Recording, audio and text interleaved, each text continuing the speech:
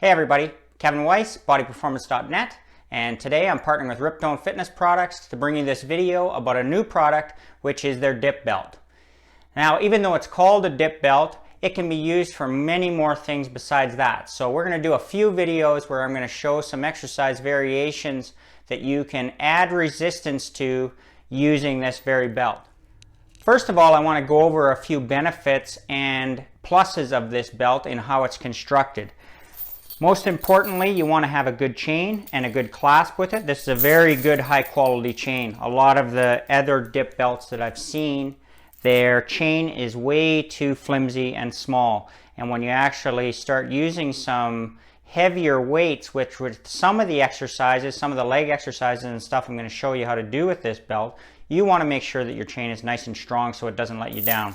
Same with the carabiner or the clasp on the end. This also has to be of high quality, and a lot of the cheaper belts that I've seen, they just don't have the quality put into this that's going to keep you safe in the long run.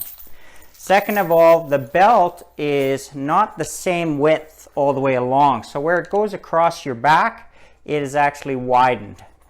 That sits around your lower back more securely and safely, and it spreads the load out better. So that's going to be more comfortable. The more weight that you add onto the chain, the more the weight's going to be spread across your upper hips and lower back, and the belt's not going to dig in.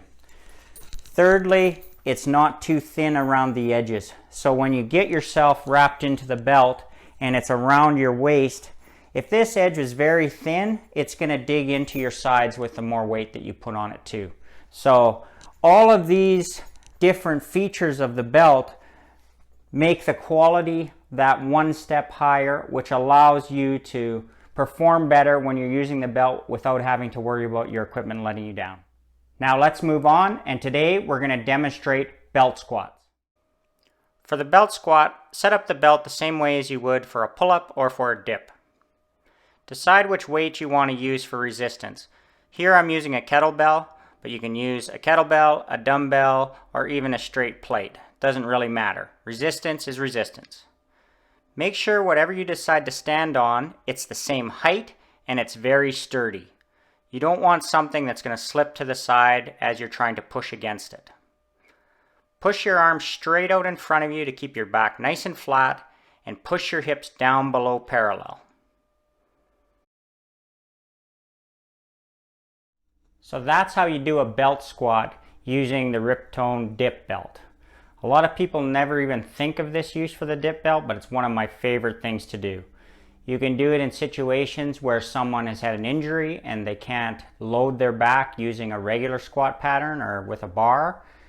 You can use it with somebody that's really new to squatting. It teaches them that proper positioning without loading a barbell on their back and adding a little bit of extra danger for them, or more likely fear. People are very intimidated by putting a bar on their back right away. This can take a lot of that anxiety away and allow them to do squats and slowly add resistance and build confidence. I'm Kevin Weiss from bodyperformance.net, partnering with Riptone Fitness Products. I'm going to talk to you again real soon.